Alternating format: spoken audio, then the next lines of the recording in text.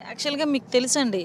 మేము తర్వాత ఇప్పుడు సింహాచలంలో ఒక చిన్న ఘటన జరగటం, తిరుపతిలో ఘటన జరిగిన తర్వాత ఎక్కడ కూడా ఎటువంటి ఇబ్బందులు రాకుండా ఎక్కువ టెంపుల్స్‌కి దర్శనాలకొచ్చే టైమింగ్స్ గానీ, ఆ పండగలు గానీ ప్రత్యేకంగా తీసుకొని, దానికి ఒక ఎస్ఓపిని కూడా రెడీ చేసుకొని, భక్తులకు ఇబ్బంది లేకుండా ఈవెన్ వాళ్ళ దారులు కూడా అంటే క్యూ లైన్స్ కూడా మేము ఏర్పాటు చేయడం జరిగింది.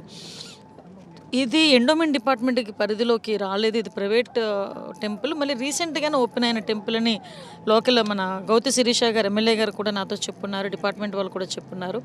అంటే ఎక్కడైనా ఏదైనా ఇటువంటి సిట్యుయేషన్స్‌లో ప్రికాషన్స్ టెంపుల్స్ ఎవరైతే రన్ చేస్తున్నారో వాళ్ళందరూ కూడా ప్రికాషనేట్‌గా ఉండాలి. ఆ క్యూ లైన్స్ కూడా పకడ్బందీగా ఉంచాలి.